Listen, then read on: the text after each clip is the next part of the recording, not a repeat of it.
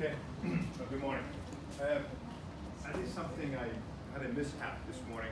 I put all the exams into my bag, this other bag with my laptop, and I left it right on the seal before I left it. So I got home, this morning I got there, I opened the bag, and damn it, I left the exam. So apologize, I did grade them, I'll bring them next week. Okay, so today actually we'll start discussing another asset class. We had discussion about bonds, equity valuations. So the third one is derivatives. But we're going to dive into options for the next 4 weeks. So the exam actually is going to be heavily on options. So please take good notes. I want you to bring out your left brain. The left brain is when you start doing logic. This minus that, plus this, that kind of thing. And I don't want you to start thinking formulas. People getting in there with formulas a lot on options. Of course they're formulas, but I want you to understand the basic on options, okay? Anything you deal with derivatives, of course, you got two things going at the same time. You put in a side bet that something is going to happen in the future. So you lock in the bet today for the future, okay? Later I'm going to show you a little clip so I can get you excited. Basically, you go to the racetrack to play the horses, right? So what is going on? You just put a bet, and based on the odds, the horse will come up, and then there is a payoff if you win. And what happens if you don't win?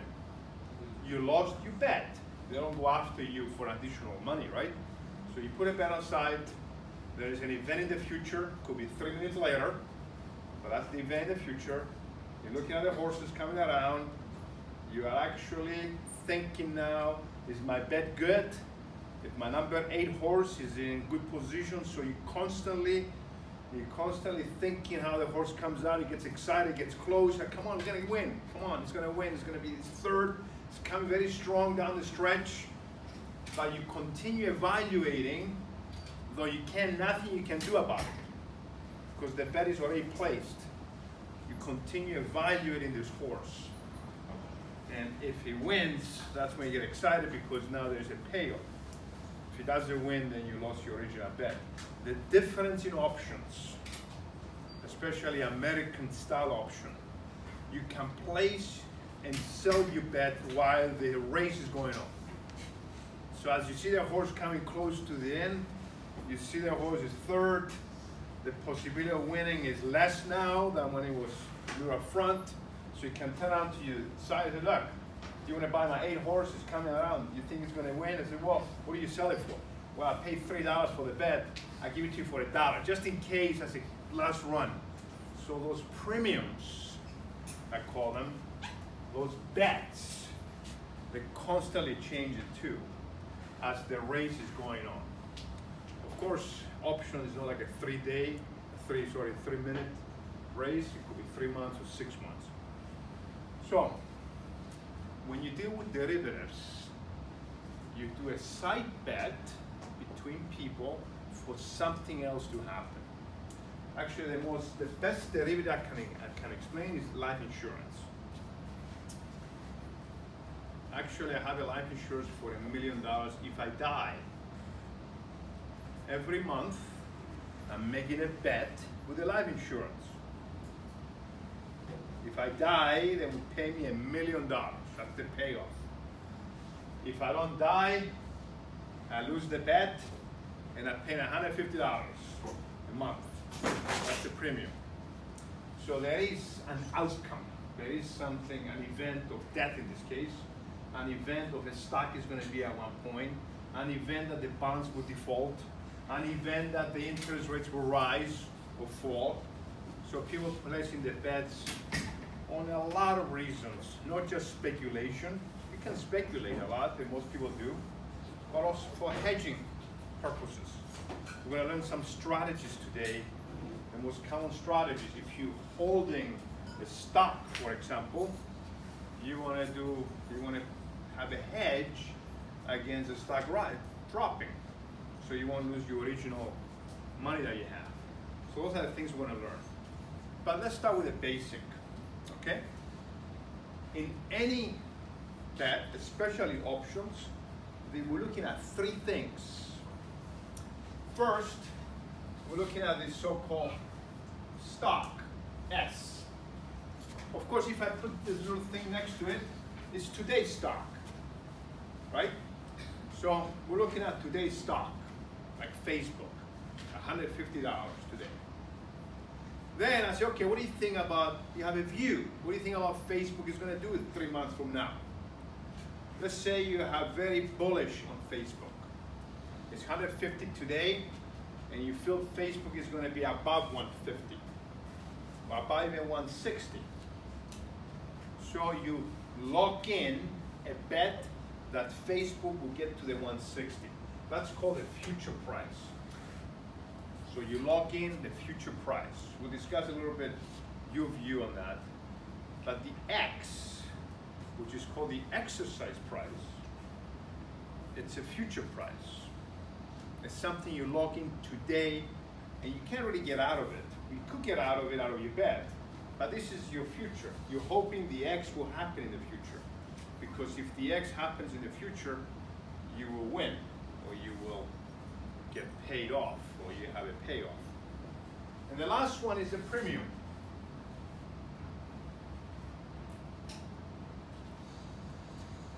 This is the actual bet today to exercise the option.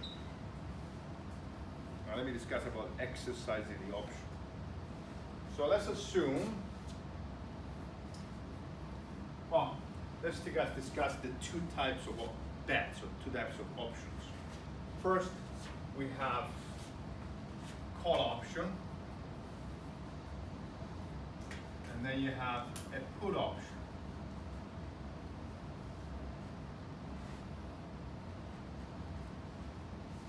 Each have a view.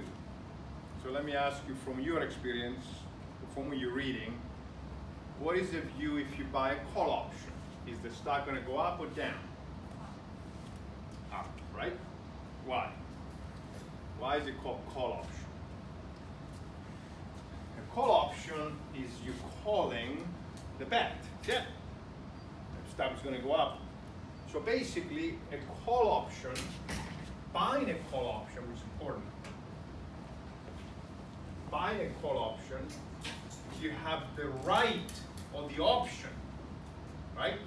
You have the option or the right to buy the stock at X, no matter what happens to S. You got into that bet, you pay money up front, now you're a king. You're waiting for the stock to go really up, right? You want to go that stock to the moon, because if it goes to the moon, you have the option to buy it at this on Earth. You have the option to buy it at X price. So if it goes to the moon, you can buy it cheap, and then you go to the market and sell it. So you can make that difference. That difference is called a payoff, right? And we're going to discuss about payoff in a few minutes. So call option, you have the right to buy the stock at X. Of course, you have the option to exercise. You can exercise the option, which gives you the right to buy the stock at X, which is determined today, the X. A put option, buying a put option, you have the right to sell. You have the right to sell the stock at X price. Which means you want the stock to go to the floor. Because what happens, if you have the right to sell the stock at X, you go to the market, you buy it cheap, very low, you take it and you sell it to the guy that gives you the right. The guy that sold you the put option. So you can make that difference. Of course, I'm giving you layman's terms. You don't really go and buy the stock and sell it. It's just, you already, It's a bet that pays you the difference. So let's look at this chart. Let's assume that you like Facebook at 160 in the future. So you log in the 160. The stock today is 149. Okay? So that's the stock today. And let's say by 3 months from now, you want the stock, that's the expiration. So today, you want the stock to be above this line if you buy the call option. So this is your line, it's called the money line. Let's assume the stock is moving now, like you predicted. Beautiful. It goes up. When it goes up, this is called in the money. This stock is in the money. Now, it doesn't mean that you profit yet. Remember, you have an option that you paid. We discussed that in the other one, the third one. But it's in the money. You can exercise any time for an American option. Discuss later, a European option actually, you have one shot to exercise at the expiration day, at the exercise day. That's the difference between a European and an American. American exercise anytime. Like the example I gave you, you can actually get out of your bet while the horse race is going on. Sell it less or more. If your horse is up front, it's more valuable. So you can actually get out of your premium at a high premium, right? So let's assume the Facebook premium. So today, let's say, is November, and you bought the February 160, they call it. I'm going to buy the February 160 calls. So you log in 100 shares at 160. So you have the right, one contract, you have the right to buy the Facebook at 160 anytime from now until expiration. So, to get that right, to buy that option, let's say you paid $5 for that option per share. So you pay $500, now you're sitting and waiting. The stock is going up. Let's assume, I'm going to use one example. Let's assume you need to act here, right? This is the last day, the last Friday of that third Friday of that month. The stock ends up, let's say, at 163. So you bought at 5, you want at 160, the stock is moving up, and it ends at 163. Let me ask some people here. Would you exercise the option to buy the stock at 160? Who says yes? Who says I want exercise? Anyone? So in other words, you pay $5, buy the stock at 160 anytime, the stock went up and it ends at 163. Would you exercise the right? Who say no? Say no? Why? Because you paid $5 and 163 minus 5 would be under the money. I know how you're thinking. That's why I asked it. You will exercise anytime. Because if you then let it expire, you're going to lose your original 5. If you exercise, at least you can recover 3. See what I'm saying? Doesn't mean you're profitable. That wasn't a profitable transaction, but if you let it go, you will lose all 5. So where you're in the money, you always exercise. Always expect to exercise. Even if you want penny. Because that penny, you get you $10. I know you pay 500, at least if you're losing 500, you lose 490, okay? So you always exercise. We'll discuss the exercise concept. So on a call option in this case, you will exercise. And the payoff, the actual payoff is S minus X. Now let me just correct this, it's very important.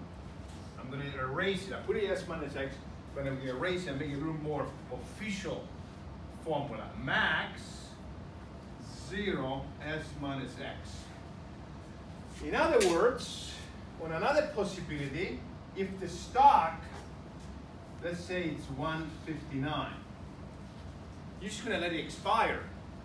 But you're not going to do S minus X because it's going to be negative. So the payoff is 0. I don't want to see any of your papers have a negative number payoff. You don't have a negative payoff. You're just going to let it expire. You have the option to exercise. So you lost the bet. Done. Your $5 is over. $500 is gone. C'est la vie. 500 is gone. Okay? Done. You can't do anything about it. Of course, your payoff is 0 in this case. Let's do a third possibility, and I'm going to write off possibilities. Let's assume the stock actually took off, like you said, and it ends up at 175. You will be exercising with a huge smile. Because let's look at the possibilities. So, X, I'm going to do all the possibilities now, right?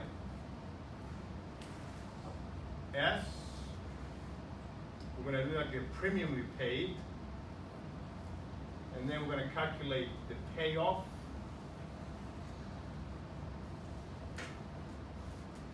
and then profit, I guess. Put it right here, the profit.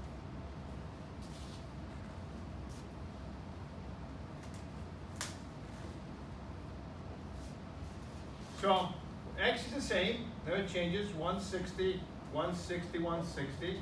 So let's look at the first possibility, the 163.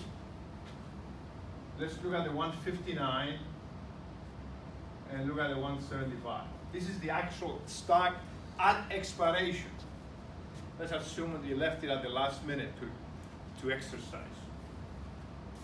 So, and you pay premium $5 now per share. So on this first case, since S is higher than X, you will exercise immediately. When the call option, when you have a call option and the S minus X is positive, you exercise. When you exercise, the payoff is S minus X, that difference, right? Right here is your payoff. So your payoff is $3, but your profit, which is payoff minus premium, is -2, right? You did exercise, but you lost money on that. Now, you didn't lose all your $5, you lost $200, and instead of, it's $500. What will be your break even in this case for this call option? What's the break even before you make money? 165, right? It's basically is the X plus the premium for the call option. So 165, let's say it's here. So this is your break even, 165. Because it's 160 plus $5 premium. Anything above that, you're profitable. Anything in here, you get paid. Of course not. And everything here, you don't exercise. Or you let it expire, so you actually zero payoff, right? So the possibility is down. So at 159, you let it expire. So the payoff is 0. There's no payoff. And your profit, you lost everything. $5. Break even, of course, is all of that. Break even is 165. Here, you exercise. What's the payoff on that? 15. Because you have the right to buy the stock at 160 and sell it at the marketplace, 175. So you end up getting $15. What will be your profit then? What's the profit? 10, right? because I paid 5 for that option originally 3 months ago. Now it's 15. So $10 profit. Let's do also HPR here. HPR is your return. Well, your investment in this is only $5. Right? So the denominator is $5. Remember the HPR is your cash flow divided by the investment. So here is the profit you made. Here the profit is -2. Here is -5. And here is 10. Here you lost money, so it's negative, call it 60, actually negative, what is it, 40 on a 10? Negative 40%, right? Here is, you lost all your money, negative 100, and here you actually make 200% of your money. So that's basically is the profit, break even, and HPR percentage. Any questions on the call option? We're going to do some more examples to get it. Okay. So just to review again, you look at the paper. I said, okay, I like Facebook. So you look at the paper. You go to the options table, and you say, okay, I love Facebook. They got so much stuff going on with the negative about privacy and everything. When that thing goes out of the way and the profit is showing up in advertising, the stock is going to go back again to the 220 range. It did hit up around 220, and it dropped with the recent negative news and everything. But if you feel that it's going to go up again, you lock in the next 3 months, whatever you want. So let's say I lock in the 160. I mean, if you go out there, you can lock in the 160, you can look in the 150, you can even lock in below. You can be in the money already. Of course, the premium is going to be much higher than the money, of course. So you can lock any future price, call and put, and now you're waiting to see what happens. And in this case, we had 3 scenarios. One that you're profitable, the one that you have payoff but is not profitable, and the one that you let it expire because there's no payoff. Okay? Any questions? Professor? Yes. Is the premium always equal to the difference between the exercise price and the No. break-even?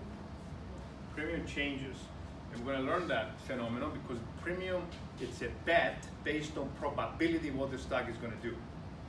And we're going to, the Black-Scholes, which is the infamous Black-Scholes, famous, whatever, that's what it's doing. It's actually, it's trying to figure out the bet. If we know the payoff probability, then we can bet. Let's assume that you and I, we are on a coin toss, right? So you're betting, the event is the actual coin flip, right? And we know there's going to be a payoff. Once I turn the coin, I go like that. Whatever it is, there's a payoff for someone. So you and I put a bet. You pay $10, and I pay $10, and we flip a coin. Let's say you say heads, I say tails. Heads comes in, you win. But instead of getting $20, you're getting 15, and when I get the tails, I get 20. Is that a fair bet for you? No. Why? Because we know it's a 50-50 chance, so it should be a 50% bet for a double the payoff, right? The same thing with the stocks. The premiums are calculated based on percentage or based on probability that the stock will go to 160 in 3 months. Now, how we do that, we'll discuss that later in the next week or the week after, which is all about probability with the standard deviation, which is a good measurement how the stock is moving over a spectrum of time. And that's what we're going to discuss later. But now let's find the basics, which is basically 3 numbers, is the X, is the lock-in price today until the future, doesn't change. This doesn't change. You have, and you look at the stock, which is the derivative to that, and then you pay up front to have the luxury of exercising that bet. Okay? Okay, let's look at a put option now, which is opposite.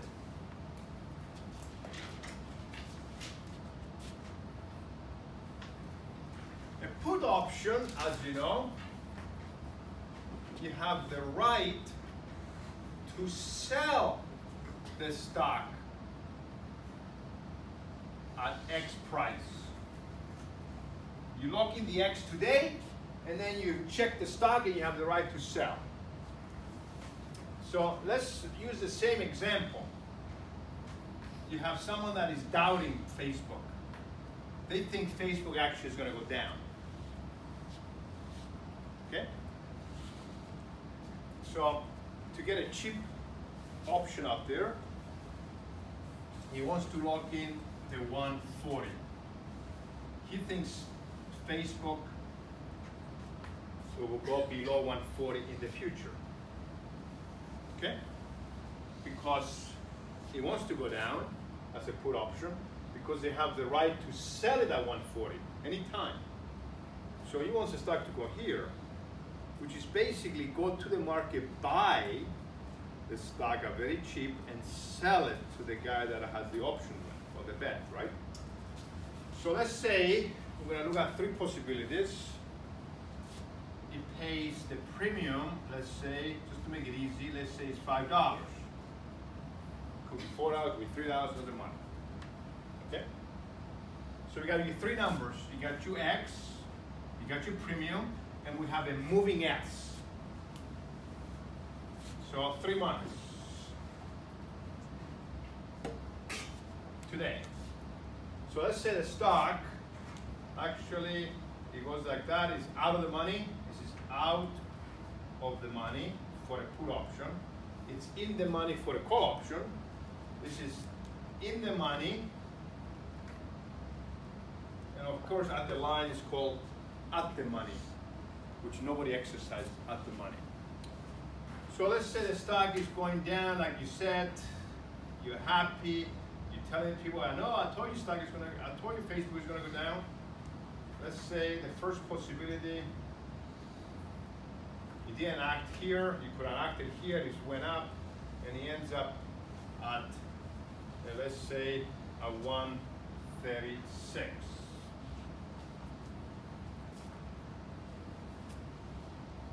Let me ask you again, will a put option buyer exercise his put option or her put option at 136? Yes, no? Yes. Because the payoff now, you have the right to buy at 136 and sell it at 140. So the payoff is X minus S for the put option. So put option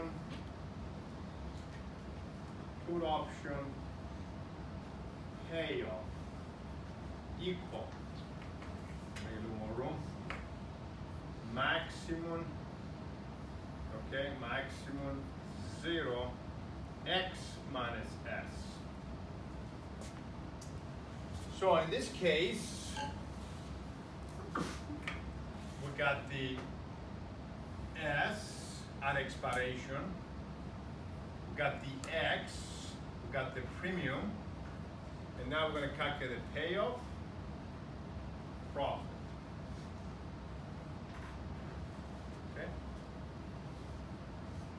Okay? So basically, at 136, so the X is always 140. We're going to do three possibilities. The premium is 5. So we're going to calculate the payoff and the profit. Squeeze the payoff here.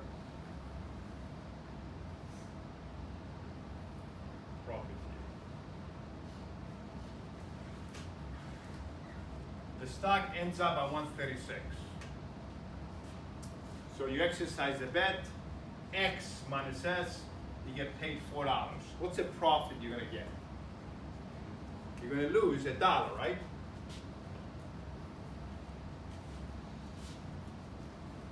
what would we have been the break even for the put option? What's your break even? 135. The break even for a put option is the X minus the premium, right? So it will be somewhere here like that. Let's say 1 break even or 135. So you did in between those, which means you're in the money, but you're not profitable. So now let's say you exit the stock on a different scenario. So this is S1. S2 actually scenario ends up here. Let's say the stock ends up at 128.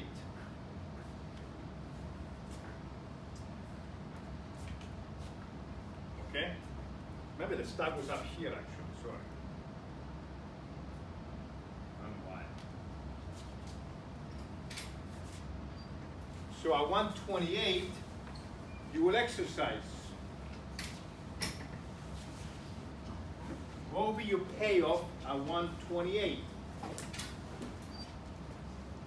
How much money are you going to make at 128? You lock in at 140, is 128. You get the difference. What's the difference? 12 bucks. Because you have the right to exercise at 140. You have the right to sell it at 140. In other words, you can buy at 128 and sell at 140. So the payoff is X minus S. So you get 5, you get actually $12. What will be your profit in this case? 7 per share, huh? So 100 shares, you make 700 bucks. You paid 500, you got paid 1,200, and you make $700 of profit in this case. Very good. So let's do another possibility. Actually, the stock going down.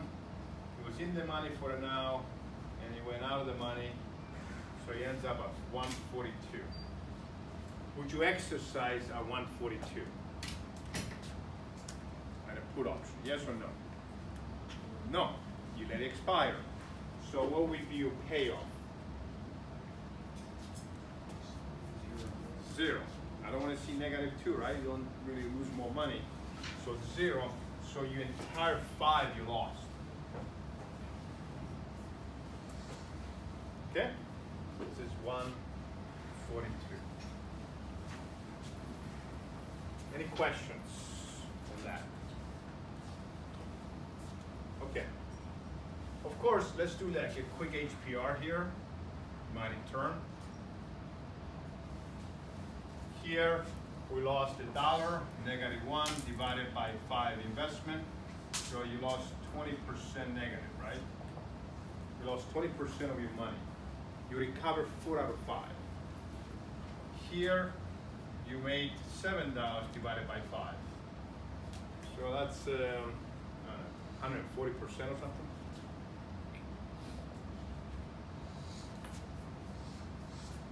And here, you lost everything. So -5, so it's -100%. So that would be the HPR. The break even is all the same, 135.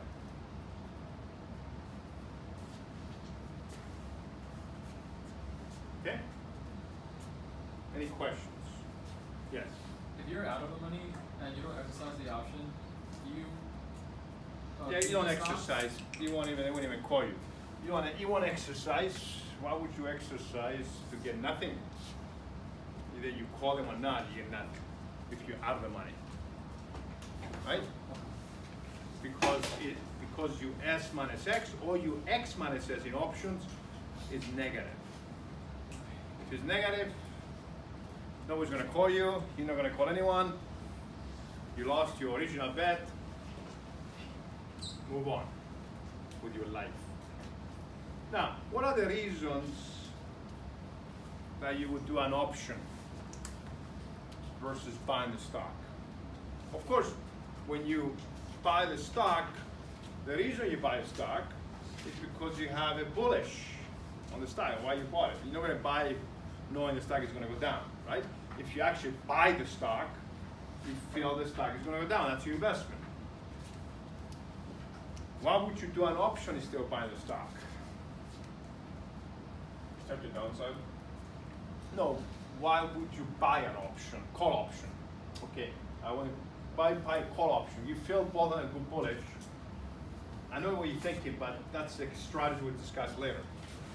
It's a cheap way. It's like a poor man owning the stock. With $5, you own the stock basically for 3 months, right? Because the return is so much higher. Look at this return, right? 200% return. The stock we locked the stock at 160. He ends up at 175. We made $10 on our $5. So make 200%. If you own the stock at 149, let's say you bought the stock instead that day, and you went to 175. Well, 175 minus 49, you gain is 26. So 26 over 149, much lower than 200%, right? I know you had a nice return. You have here you only pay $5. Big deal about those $500 versus if you don't have $14,900. So it's one way of getting into the action if you think things will move without actually action. So it's called the leverage approach. You're leveraging yourself, you have 3 months to work, if it doesn't work, then you lose. So speculation at best, and you make your money, you don't make your money. Now that's just, they call those uncovered bets.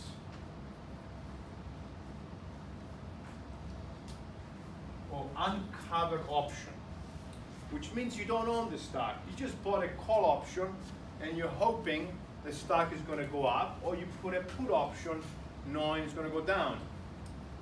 Buying a put option is like shorting the stock without actually shorting the stock. Shorting the stock is very dangerous, right? Because you have to go and buy the actual stock itself. You got to lend this, you borrow the stock, you sell it, and then you have to go and buy it in the market. Where here, put option, you put a side bet on the side, you don't affect anyone, and you see what happens to the stock. If the stock is down and you exercise, you might make money. So that's called uncover. Sometimes I call it naked bet, so a naked option. If you're naked, it means that you don't own the stock. Now, the profit or loss could be tremendously high, even the loss. Like buying a call option, for example. What do you think the maximum loss is? Just buying naked a call option. Huh? No. Unlimited. Why? Because it's the premium, sorry. If you sell a call option, sorry, that's what I'm saying. If somebody's selling a call option, the profit is unlimited, right? I mean, the loss is unlimited. Because who will be selling? That's a stupid bet. But we discussed selling a call option is a very good bet if you own the stock. We'll discuss it later. But selling a call option, you're very vulnerable now because the other guy has the right to exercise. You're sitting there and you have to pay that premium. And the only thing you can get is the $5 you paid, right? So the selling a call option is a whole different thinking than actually buying it. Like you said, buying call option, the worst loss is the premium. True. But the maximum you can get is unlimited. A maximum profit is unlimited. If the stock goes to $1,000, can you imagine that? You only pay $5. You're gonna get paid 160 minus 1,000 for one share. I mean, that's just astronomical returns. Of course, it doesn't get there because it has to be priced like that. Okay. Any questions? So you have a view of the stock, you place the bet, and then you are off to the tracks. So let's look at some, I'm going to be testing you now, put you on the spot.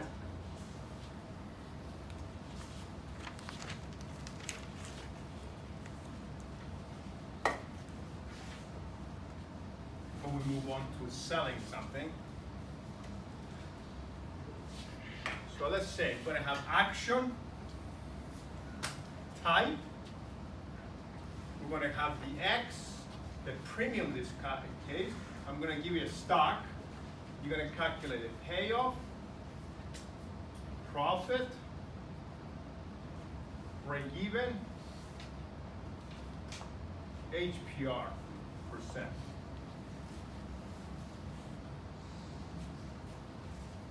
Okay?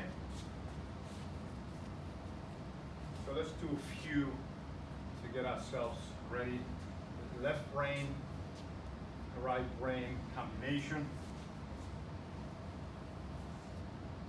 Let's do a few of them. And then we're going to introduce the selling portion in a few minutes. So let's say buy call option. You bought the 100 call option. You pay $5 premium, and the stock is 120. Who wants to take that? I'm going to ask you to take it. Okay? So you're locking 100 call option in the future. You want the stock to go up, right? The stock actually ends up, you pay $5 to have that option today. The stock ends up at 120. What will be your payoff? 20, right? Because you have the right to buy 100 and sell it. Sell it to the market at 120. You have the right to buy. So S minus X, which is the call option payoff, is 20.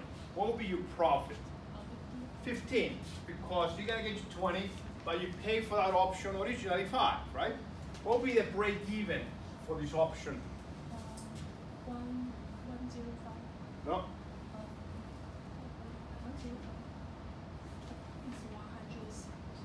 100 and 105. Very nice. Anything about 105, big smiles, because you're profitable, right? What will be your HPR? Of course, your investment was 5 in this option, and your profit is 15. So it's a profit divided by your investment. That's 300% of your money. You actually triple your money, actually, for one share. So $500, you make $1,500 in 3 months. Okay? If indeed it goes up 20 bucks. That's a 20% increase in the stock. So it's interesting, if you own the stock at 100, you only make 20% return, but if you bet on an option, you make 300% return. Okay. Let's do another buy call. 100. I'm going to use the $5 again, so we don't have to recalculate things. Let's say the stock actually is 95. What will be the payoff? 0, exactly. I like that. Don't put negative. You want exercise because S is below X. What will be your profit or loss? Loss of $5. Yes, you're going to lose everything. Of course, the break even is the same. You went the other way, you are wrong, move on with your life. What will be your loss, HPR-wise, return-wise? Exactly, you lost everything. Right? There you go, thank you. Let's do another buy call. I'm going to use 65 now, $3, and the stock is at 66.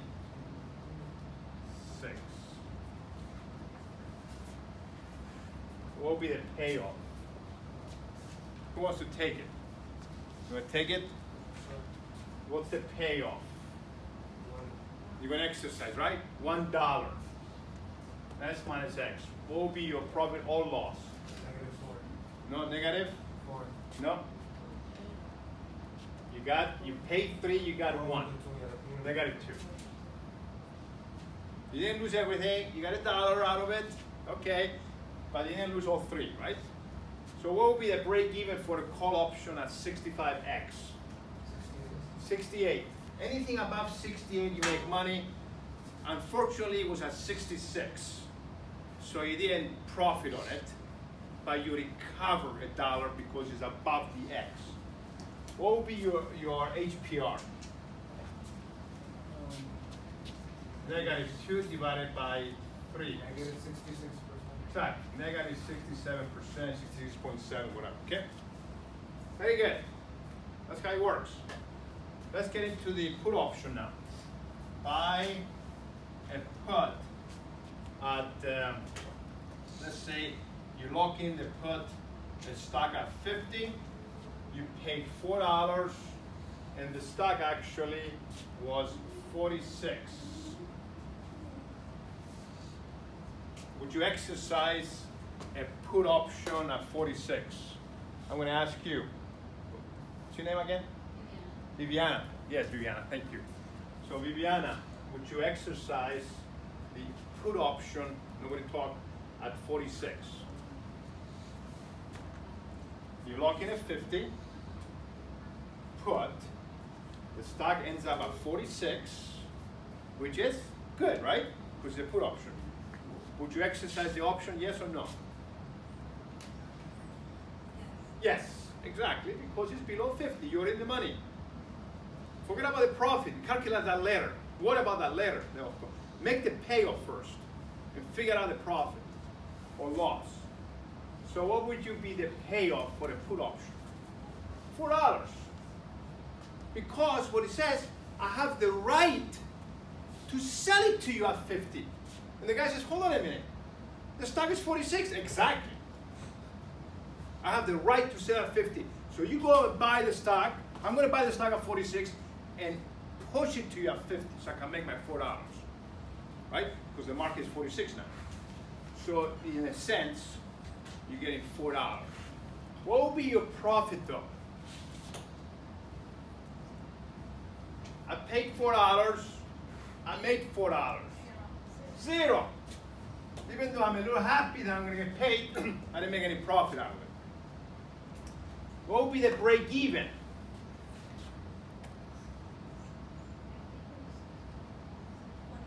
$46, because it's 50 minus your payment, 46. Of course, here we'll tell you that's the break even, 46, right? And what will be your HPR, your return on your investment? What will be your return on investment? 0 divided by 4. So whatever, it's 0%, right? You don't make any money. Okay, let's buy another put. This put is actually 70. You paid $6, and this was 56. Was the actual stock. Let me ask you. Ready? So you lock in a 70 put, which means I was very bearish on the stock. Stock is going to go down, I know it. I'm going to lock 70. See, I didn't tell you what the stock is today. Forget about that part. We're going to worry about that part to calculate premium later. Forget about that part. Of course, that's the determination that you do. But 70 is you lock in, so you have the right to sell it at 70. You pay $6 for that option, very expensive. The stock went to 56. What will be your payoff? Would you exercise? Yes? No? Yes. Yes. What will be your payoff? $14, right? What will be your profit? $8. You made $8 per share, right?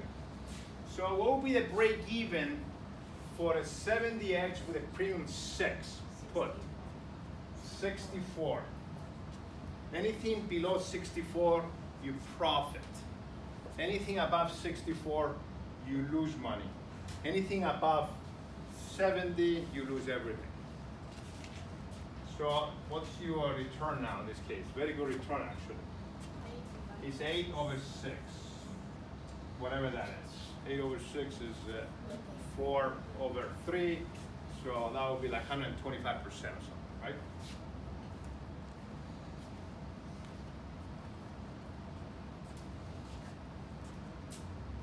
Okay. Let's do another buy. Because I want you to get this. This is important because when we start strategies, it gets more complicated. You start thinking, but you have to always think this way. So I want you to get your brain into that level of S minus X, X minus S, negative is 0, positive, I put it down, profit, premium, that kind of stuff. You need to get that. So let's say I buy a put again. And this put is $60. I lock in at 60. The stock, I pay $3 premium, and the stock is at 61.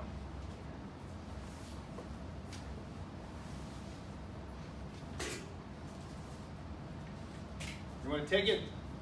Let's take it. You lock in, you bought a put option at 60. $3 premium, 61. Would you exercise? No. What would be your payoff? 0. What would be your profit? If you exercise? No. You won't exercise, but you? What's your profit? Or loss? All of it. 3. You lose all your money. $3. You lost $3, right? What would be the break even for you to make money in this case? 57. Anything below 57 make money, above 57 you lose money. Actually, this is the worst case scenario for you. It went higher than 60. You're not even in the money. So you let it expire, you lost $3. What will be your loss then? 100%, right? All of it. So if you had to do the calculation, numerator is -3, denominator is 3, is -100%. Okay? Any questions on this? Okay, I'm going to ask you a tough question now. If you buy a call option, what's the view of the stock? I want this to take over like crazy. I'm going to make so much money. I want the stock to just go like crazy to the moon because I get paid that difference. I lock in the base. You want the stock, so I make that difference. And if you buy a put option, you lock in that to sell. You want the stock to go here, you make that difference. Okay? If you sell a call option, what do you think the view is? The stock to go up, go down, or any other way? What is it, you think? You would think, sell. Call option, you want the stock to go down, right? Not necessarily. You know what you want? You want them not to exercise. Doesn't really matter if the stock goes to, if it's 60 the X and it goes to 59 or goes to 20. For you, doesn't matter. Because still, it's just not going to exercise and you keep the guy's money. Selling a call option is the most dangerous thing to do because you got to pay that difference, a put option or a call option. But, and the only upside is to keep the other guy's money, basically. That's the only upside. There's no other upside of selling a call option. Now, it's a very good strategy when you combine later with owning the stock. We'll discuss that. It's called a cover call. But let's stick to the selling a call option. Okay? Selling a call option is opposite of this. Okay? So selling a call option, the strategy there is that you don't believe the stock is going to move. I don't believe the stock in this case is going to go above 100. So I'm going to sell it and get my $5. And if I'm right, if the stock stays below 100, I keep all the money. Right? But if it goes above 100, I have to pay now. Because the guy's going to exercise no matter what. The next best thing for the call option seller is to not even go above the break even. You still be profitable if you sell a call at 102, in this case. The guy's going to exercise at 102 to get his $2, but at least I made $3 out of it. We just don't want him to go above break even. We don't want the stock to go to 120, because then I have to pay $15. That's a lot of money. And my profit will be the opposite of that. I got 5, I paid 15, I lost $10, right? So that's the key with the sell. So let's do some sells here. Do this, okay?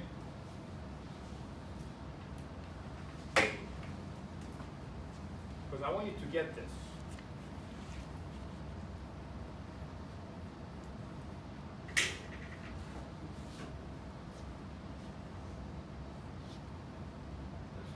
Cells, and then we get into the strategy in 2 seconds.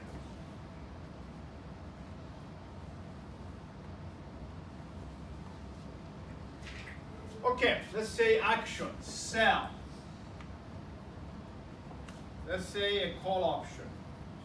We locked in 100. The premium I received in this case because I sold, I received. Every time you sell something, you get money for it, right? Every time you buy, you have to pay. So sell, I received money. So I received the premium in this case. So I received, let's say, $4.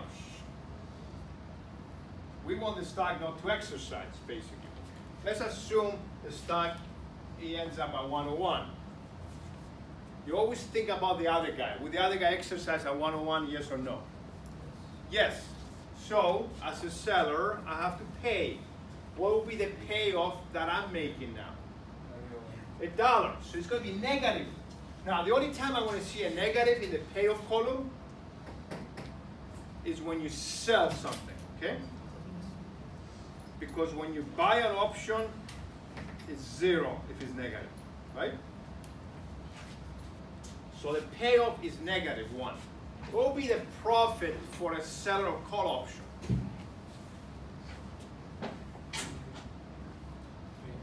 3. I received 4 originally 3 months ago. 3 months came by. The guy's exercised at 101. I gotta pay his $1. So net my transaction. I received 4. I sell my 1, pay my 1. So I made $3 profit. Break even will be in this case what? 104. Anything above 104 is a loss for me as a seller. Now there's no HPR when you sell because you don't invest anything. Actually, you're getting money out of it before. It's kind of a reverse thinking. I'm getting money and I'm hoping it doesn't take my money back, basically. So you hold the guy's money, and you hopefully I don't have to take my money back. Not only that, I got to pay more. So it's not an HPR concept. It's not like an investment. It's more like a defensive mechanism. Okay, we'll discuss how beautiful that formula is when you own the stock. Okay. So let's do another sell. Sell a call again at 65, and I received $5. So now the stock actually went to 90. That's not very good for a seller call option because the other guy's going to exercise, he's going to call me right away and he's going to be bragging how much I missed the boat.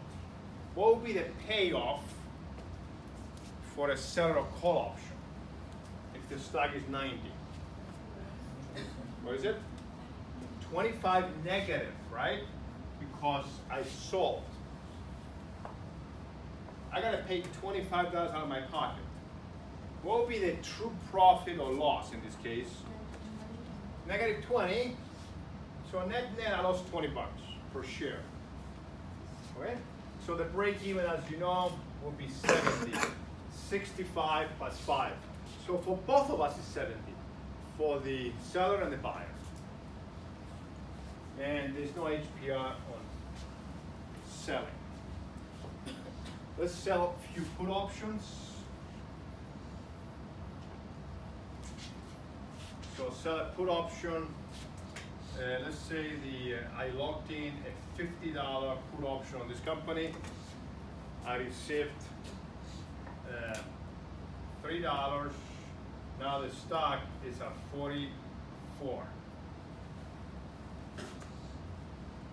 What would be the payoff for selling a put option?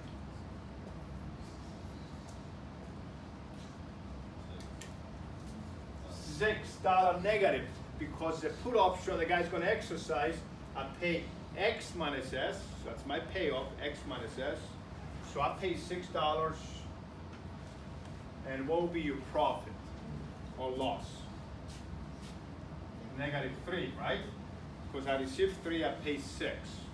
So -3, the break even actually is 47, because 50 minus 3. Actually, it went to 44, so I lost that $3 difference. Okay? Let's do another sell put. Let's do one out of the money. So 40, I give $5, the stock went to 41. That's very good for a seller option of 41 because the other guy won exercise, right? What will be your payoff then? Oops.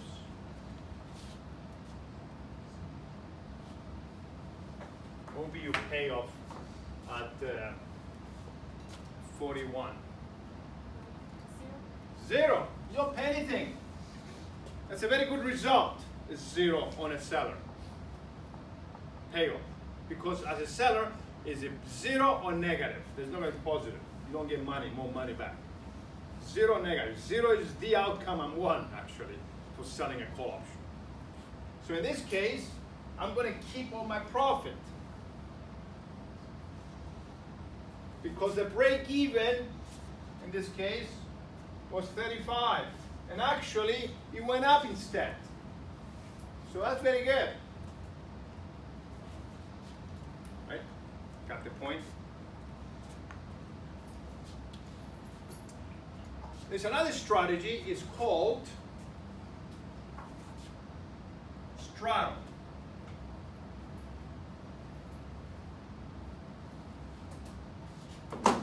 Straddle means I buy, if you buy a straddle, by the way, buy a call and buy a put at the same exercise price,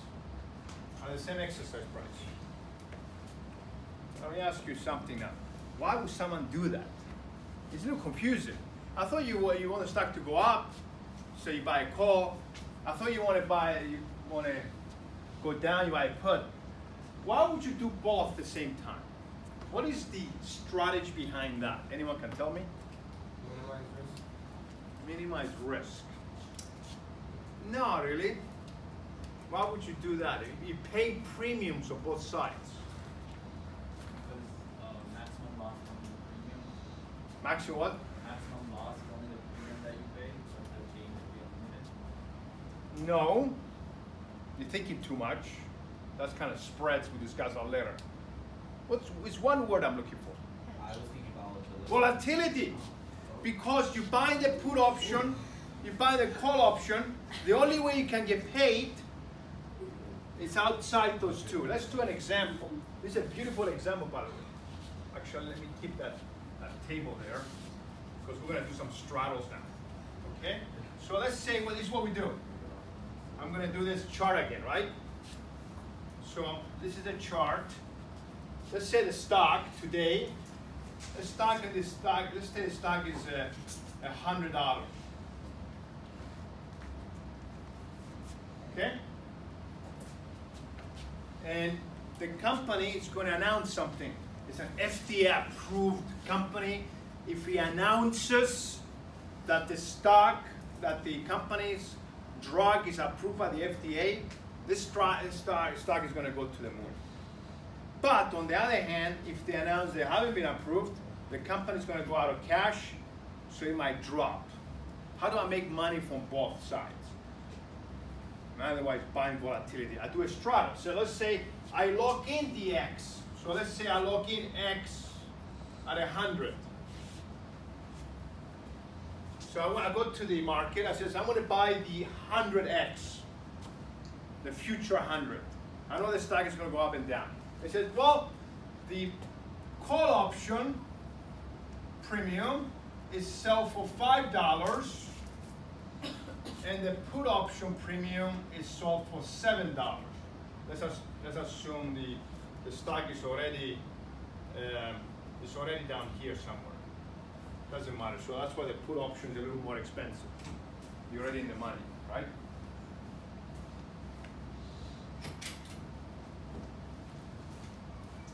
And you wait now. The next 3 months, you need to wait for that announcement. So basically, what will be your break even? Because you pay both sides, 5 and 7, you pay $12 premiums. So the break even is 112 and 88.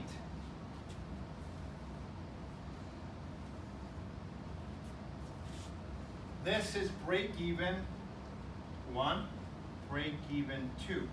You want the stock to end up above 112 and below 88,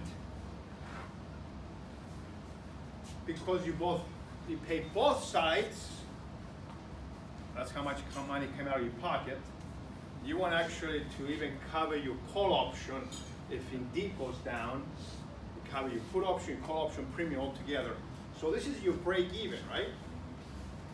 Now, of course, anything above 100 and below, you exercise. Actually, what's interesting about the straddle, you're always in the money, except if it's 100. Because if it's 100, that's the worst possible, arrangement for you, because that's no volatility basically. I mean, you're like 100. You lost both $12. But you can exercise here to recover some of your money. But up here, you're actually going to be profitable. So let's look at a few possibilities, right? So you bought a straddle,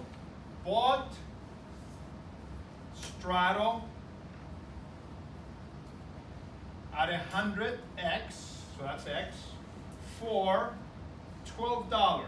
They won't even tell you how much is how much premium. They're gonna structure for you at $12, which basically the broker goes out actually and buys the put and the call at 12 and the 7 and the 5, and he bundles up for you and he gives it to you, $12 for the $100 x.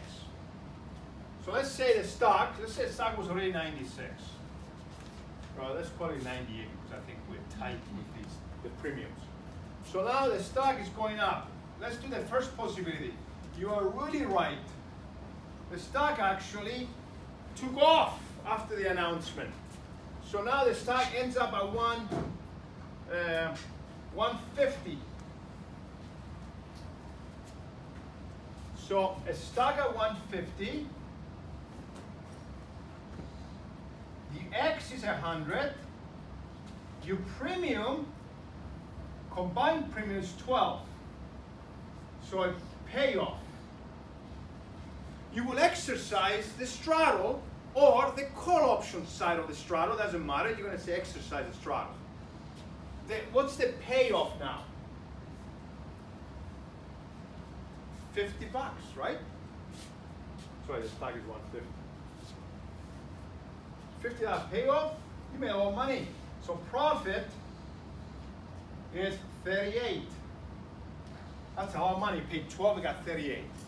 You triple your money, more than triple your money, because you are betting on this big swing. Let's do another swing. Let's assume the stock actually announced very poor, the FD didn't approve it, they're out of cash, so this company might go into bankruptcy even, or very low. So the stock now went from 98 down to 40. Well, let's say 60. You will exercise and get paid the put side. So at $60, remember you locked in 100, you got paid 12, you got premium 12. So now you're gonna get $40 X minus S. So you will actually make $28 in this scenario. Let's do another scenario. Let's assume the stock went up, but not as much. So the stock, let's say, is at 105. Well, you're still going to exercise, so you can recover the 5. So 105. You exercise, the premium is 5, payoff is 5, and your loss is 7. You expected volatility, and the volatility didn't happen. You only went up $5, right? You got the point. So here, you're in the money here. You exercise anyway here. Let's say another option. Let's say the stock was 96. You still exercise at 96, the put option side. So you're going to get paid $4 positive, but you lost $8 in this case. You got it? Right? That's not what the straddle is, right? So the straddle, you buy both the call and the put, and you expect a very big jump on the stock, either way, right? What's important about the straddle is at the same exercise price. If you have different exercise prices, it's a different strategy. It's not called a straddle. Okay? Okay. Any questions on this? Very good. So now, we're going to introduce 3 strategies, basic strategies. Now that you're going to hang off the call and put option, we're going to introduce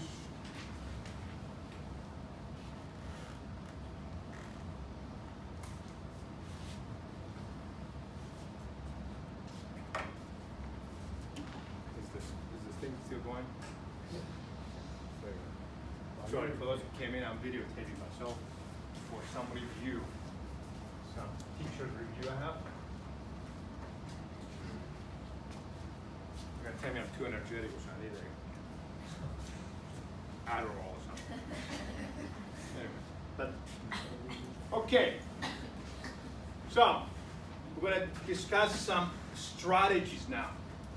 Now, just to give you a little tip, every time you hear like an adjective in front of the option, like for example, the first strategy we're going to learn is called protective put.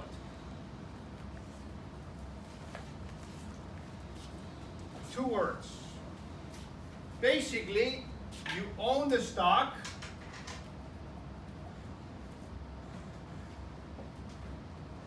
and you buy a put option. Let me ask you, why would someone owning or buying the stock, or own it or buy, actually let's do that, or own or buy, you can buy at the same time, and buy a put too. Why would someone do that? Owning the stock, you want the stock to go up, I think you answered before. But also buy a put. Why would you do that? To protect yourself. It's like insurance, right? It's like insurance. Actually, this is the most common strategy on Wall Street. Everybody has to have some responsibility. If the stock goes down, you can exercise your put option and you can recover some of your loss by owning the stock. We're going to do some examples there in a few minutes. But a protective put is to protect your investment. Of course, it's costing you money. You have to pay premiums. It's not cheap, right? But you can throw some money out there, $5, $3 to cover. Let's assume you have a lot of holdings, very expensive, and you want to protect the downside. Okay? So you will be actually own the stock and buy a put. So let's look at an example. So let's say you went and bought $135 stock, 100 shares. So you paid $13,500. You spent all money on this stock. And what you're doing is say, look, I'm going to lock in the $13,500. I want to buy it, and I don't want to go below that. Okay? So let's say you went aggressive and you also bought the 135 because you want that floor. I bought a 135, I don't want to go below that. So you bought the 135 put option and you paid, let's say, I make it easy, $10. So you paid 100 shares, you paid $1,350, right? Just to protect yourself. That's an additional money you put in. So net, actually total, you paid 58, right? And 14. That's your initial investment now. It's $14,850. Okay? Let's look at a few scenarios now. So let's do the table again. So the stock, let's say, was 135 today. So S, 0. And you lock in the 135X2. For this is your put option. 135. So the stock, and you have it, let's say it's a 1 year option. In a year, I want to protect myself. So let's say the stock, actually let's go and do 3 possibilities. The stock goes up, and you sell it, let's say at 150. Of course, the put option, it was there, but you don't have to, you're not going to use it, right? It's just insurance, it never happened. Actually, it went up, that's good, because I own the stock. So now I'm going to get out, so I sold it at 150. So this is the cash flow 0, right? Today, I bought the stock, and I also bought, so 13, and I bought, let me just line it up so you can see the,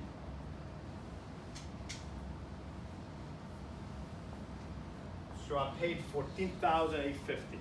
Then I sold the stock a year from now. My proceeds now, 100 shares, I make $15,000. Well, I pay the protection too, is very expensive. So net, I made $150 actually, that's it. Of course, if I own the stock without the protection, I would have made $1,500. But I went a little bit ahead because I'm a little bit scary kind of guy. If it goes down and I'm like, I don't want to have that, so it's protection. So that's case, this is the, call it stock one cash flow. That will be your return. So your return will be like 150 over 14,850. Anyone can do that calculation?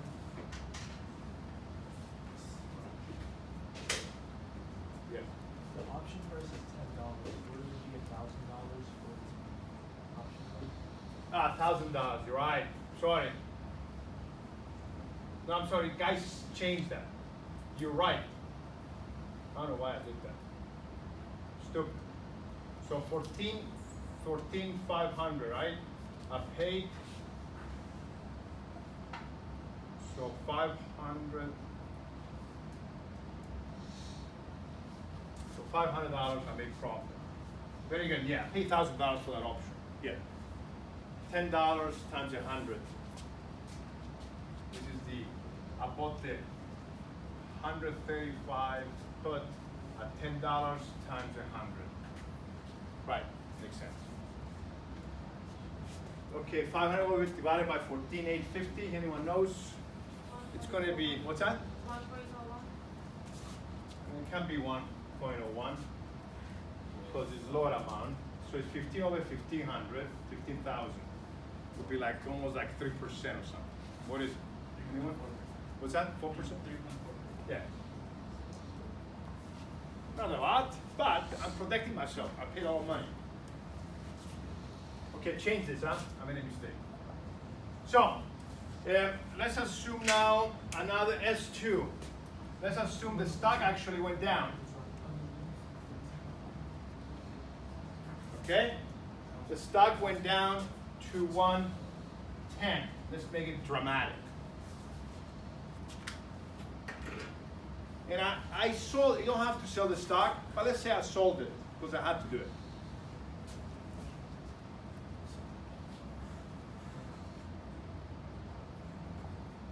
If I sell it, of course, I'm going to get $12,000.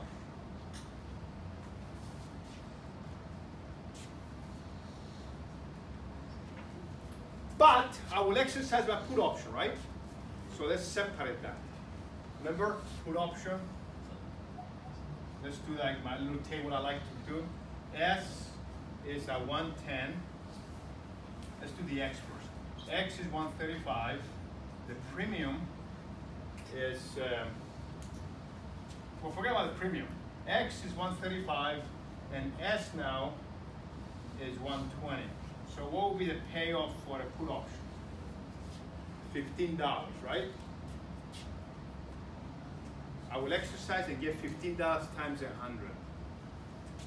So I will get paid another $1,500 here. So it's $13,500. So I'm protecting myself at that level. So the only thing I lost is $1,000, right?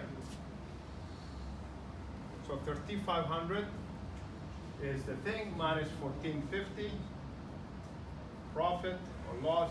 So I get $1,000. That's my protection that I had. Okay? Yes. He sold maybe 11,000. Let's say I sold it. As I 110, right? Gosh, I'll continue making mistakes. So 110. So here the payoff actually is more, right? 135, 110 is $25 payoff for the put option. So here is 25, is the same thing.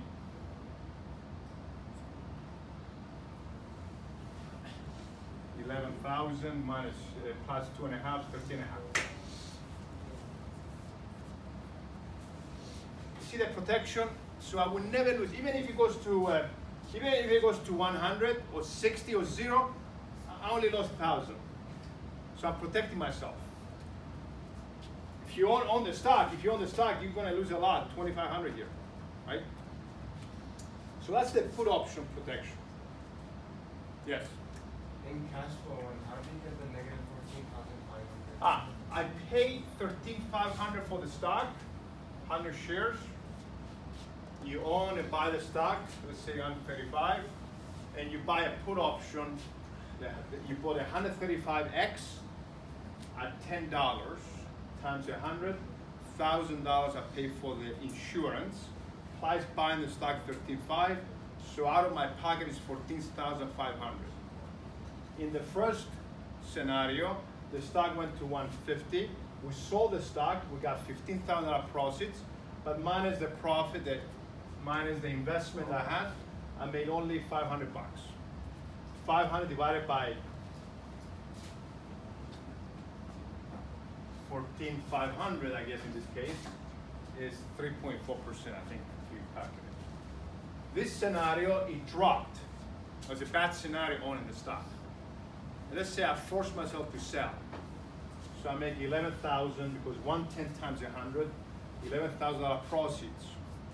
Plus, I'm going to exercise my put option so I get paid that differential.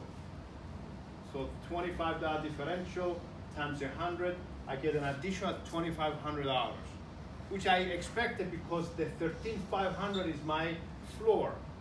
The only thing it cost me is the $1,000 premium. Basically, 13,500 minus 14,500 is $1,000 negative. Right? So I only lost 1,000 divided by 14,500, very little, versus if I did have a put option, I would have lost much more. Okay? Now, the second strategy that goes with this, okay, is, let's say I don't have 1,000 bucks. I just don't have it. Because remember, you have to put more money to do protection. What's a strategy to avoid paying any premium? Well, I called my broker and I said to the broker, look, I don't want to pay a premium. I said, well, what you could do, you could sell the call option and collect the premium from selling the call to cover your put option. And that's what is called a caller. Let me relay this strategy. A caller, you own the stock.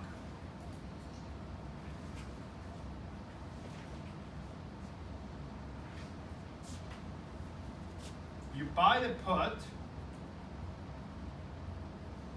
because you're scared. So callers actually is a defensive mechanism. It's still a defensive mechanism. The stock is going to go down, I'm going to protect myself. But I don't want to pay premium. So what you do, you sell the upside. You sell the call.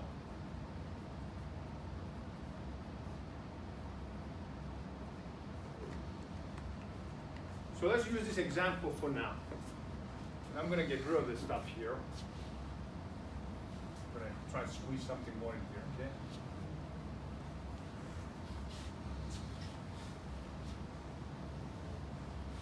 going to use the same example.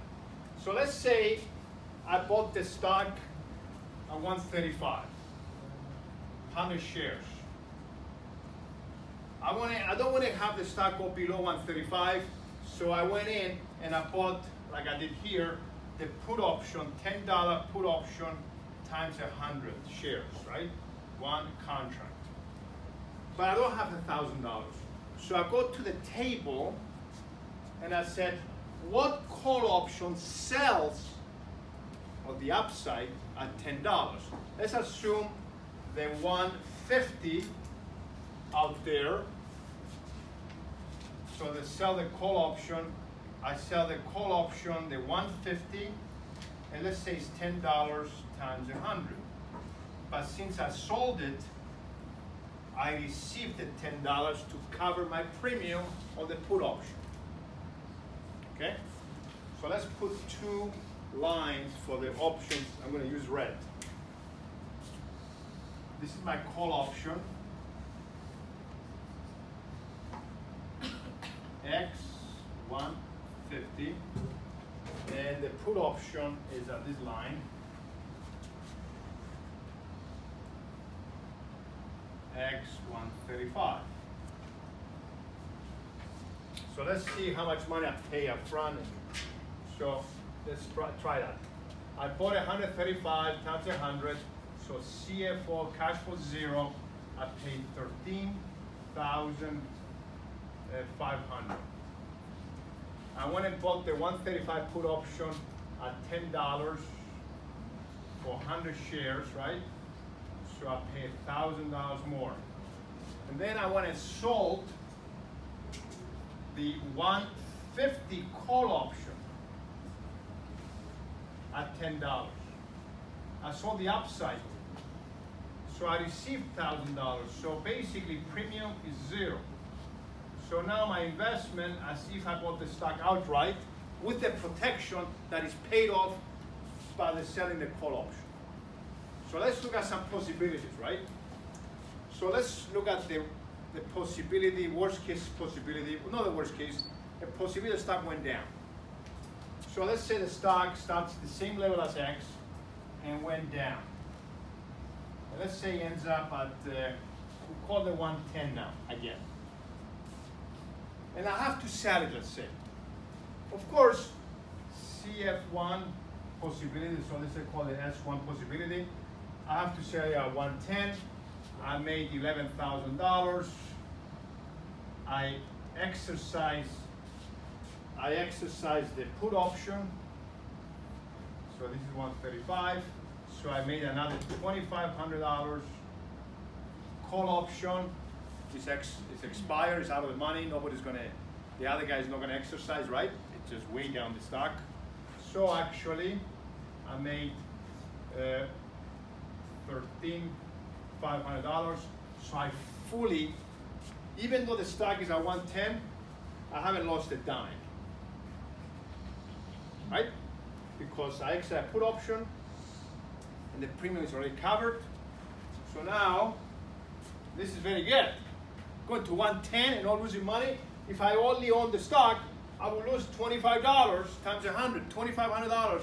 So I protected myself in this case. So will be, of course, will be a 0 HPR because I invested 35 and I'm getting 13.5, right? There's no profit here. Let's look at another possibility. So let's say the stock actually, this is the best possibility.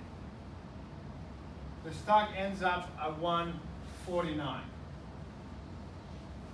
It's probably the best of all. So at 149, I sell it. So I call it S2. 149, $149 times 100, I make $14,900 by selling the stock. The put option, I'm not going to exercise. The stock is higher than, is out of the money. The call option is out of the money. So he's not going to exercise below 150. So I actually made $14,900. So my profit is that difference, right? 14,900 minus 13,500. So I made about $1,400 on this case. So my 1,400 divided by 13,500, that would be my, is it 1,400? Yeah. Yeah, right. So that would be my return, my investment, which is probably going to be the maximum, almost the maximum return. Actually, the best case scenario is 150, right? So let's say the next scenario, the stock actually ends up higher. Let's say I'm going to put it at 160 to make it easy to math. Well, I sell it at 160, right? So I make $16,000. Put options on the money. Call option, the guy's going to call it. So I have to pay $10 because I sold the call option. So I'm selling the upside.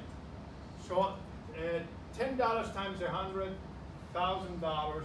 So the maximum I can make is 15,000, no matter what happens to the stock. If the stock goes to 180, 200, 300, I can't get that upside because the guy's going to call the option. So I am giving up the upside over 150 to cover my downside premium. Got it? That's the caller. It's a very good strategy, actually. If you're scared, you don't care about if it goes up, that's a good problem to have. You try to cover your premium. Yes? Is this the same thing as what they use in M&A transactions? A what transaction? In M&A transactions? Yes. Collars are used across the board for many applications. You used a lot about interest rates collars. If you think rates will go up, and you will protect yourself by going up, so you have to pay premium but then you give up if the rates go down. So you're fixed on the rate. Let's say you own a bond or a floating rate bond, your floating rate loan. And you are afraid the rates will go up, so your loan is going to go up. So instead of paying a premium for that to happen, you sell if the rates go down, you're giving up the downside that your interest payment will be lower. You don't care because you want to fix your cash flow in the future. So those you see that they call us a lot with swaps. They call it swaps, collars, and caps. Caps are another thing. You can lock in a cap. And in M&A transactions going in assuming a higher price or a lower price, so you don't want to pay for the premium if the stock drops. Yeah. Okay? Any questions on that? So the best possible way if the stock goes to 150 in this case, or higher, doesn't matter, it's still going to make 15, right? Actually, the next strategy, which is very complementary to the last one, except this side here, is what my friend Tony does all the time. The next strategy is called third strategy, covered call.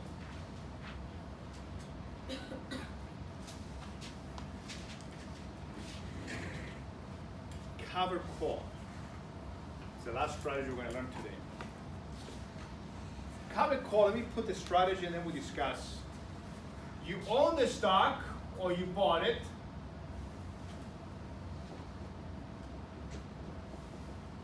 And you just sell a call only. So it's the one part of the caller is that first part. It's kind of interesting. The caller actually, the protective put is on the first part, and covered call is the top part. If you combine the two, it's called a caller, right? So you sell a call. Now, this is the most conservative strategy there is. Actually, you cannot lose money in this strategy, but you can't make a lot of money either, because you're giving up upside of a stock. My friend Tony does it all the time. When he has a portfolio, he's managing his own portfolio. Basically, he says to me, my whole portfolio is for sale.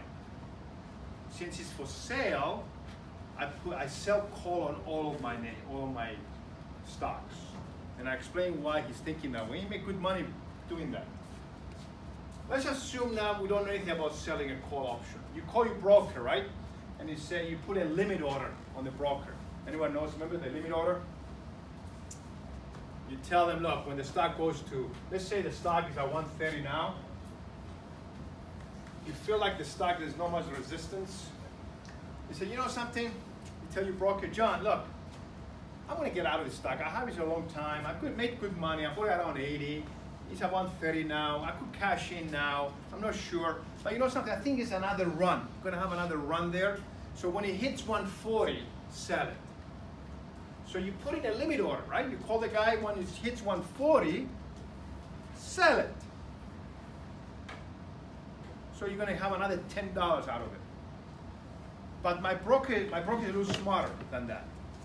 He says to me, look, why don't you sell the 140 call option in the future? What does that mean? Well, since you're going to sell at 140, might as well get some money up front for it. What do you mean? I said, well, I looked at the 140 call option. It goes for $5. It's 130 the stock now. Somebody actually is buying the 140 call at $5. You can get that $5. So, interesting. So basically, since you limited yourself at 140, you don't care. You know how many times we say this? Oh, I should have kept that stock. Damn it, I sold it at 140. But you made good money. You bought it at 80, 140. Yeah, but it's 200. I can make more money. Yeah, but that ship sailed. You already sold the stock at 140. Don't argue something you have made. We always have that discussion. The same thing with this. When it hits 140, if it goes to 160, of course the guy's going to exercise the option. So you're just going to give him the stock basically, because the stock is 160, right? You're going to sell the stock at 160 to cover for your payoff. So let's look at an example, right? So the stock is 130 now. Instead of putting a limit order at 140, you sell. So you bought the stock only at 130. Let's say you bought it at 130. Then you said to the guy, I want to buy 130, I'm going to sell at 140. I said, why don't you sell a call option, and the 140 call option, that's the X, and you're going to pay only $5. They're going to pay you $5 per share on the shares. So now, so you receive $5. So let's do the cash flow 0. So bought the stock, 130 times 100. So you got $13,000. You spent $13,000, and you also sell a call, and you received another $500. So you got $13,500.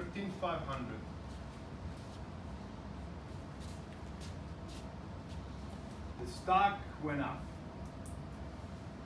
The best case scenario to be at 140, right? Actually, you know what the best case scenario?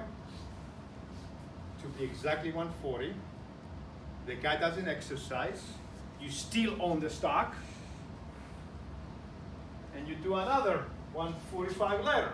So Tony he sells a call, and he never exercises. So he gets money. It's like renting his stock portfolio.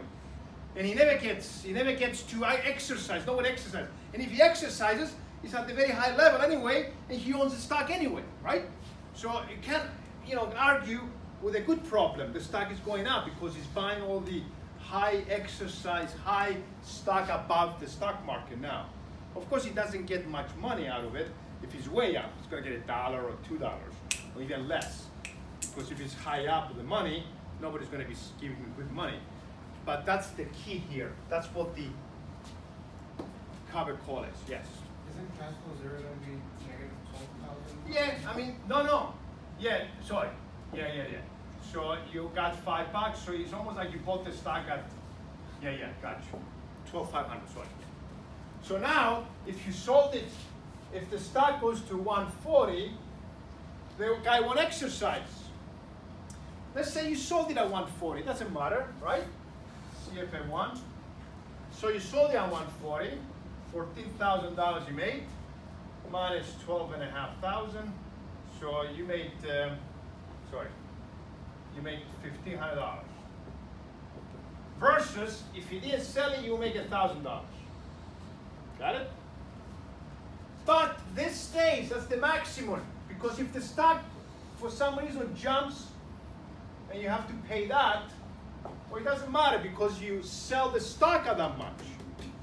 So let's say that stock is 150 to make it easy. So CFA2, you sell the stock at 150. The guy's going to exercise, right?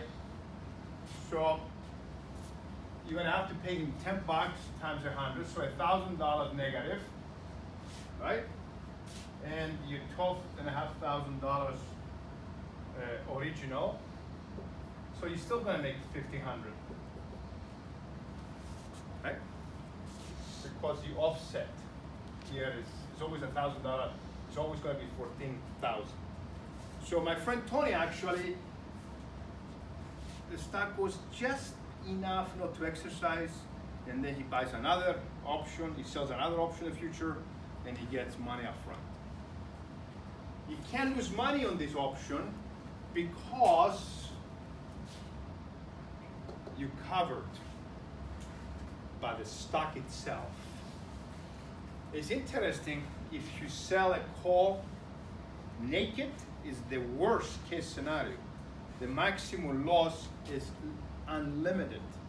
But if you sell a covered call, is the most conservative in the option strategy because you cannot lose money.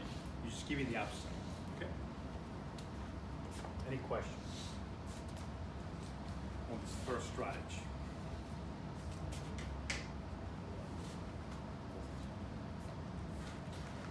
Very good.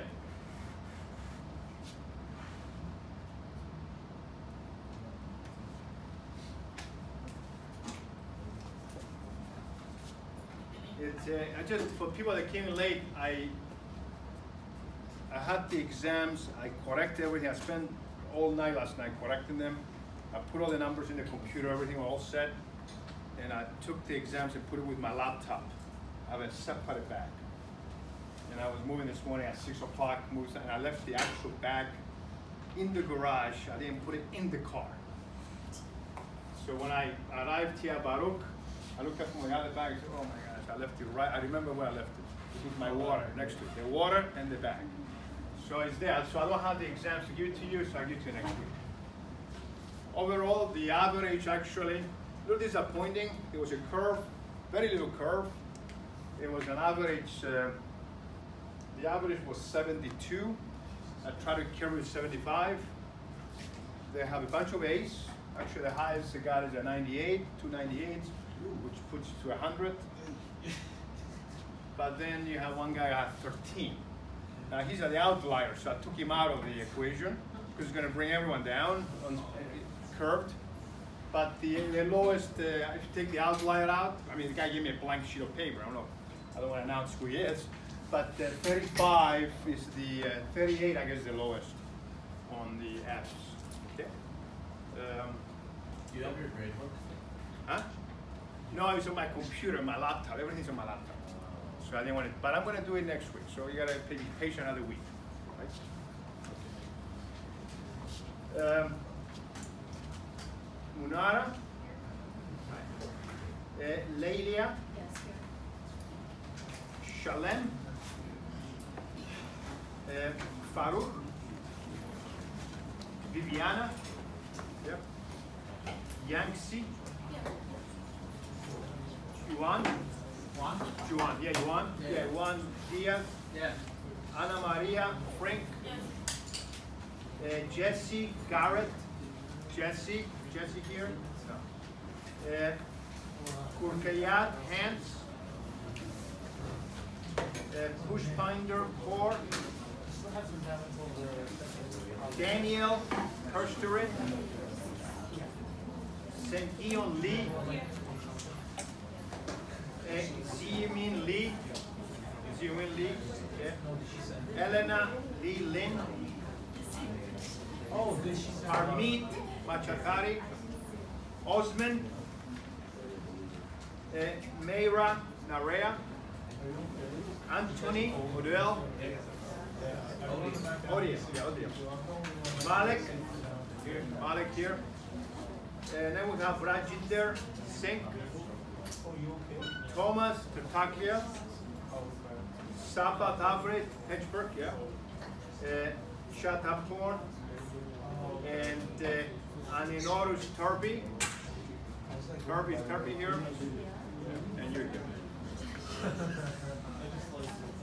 Okay, thank you very much. We'll see you next week.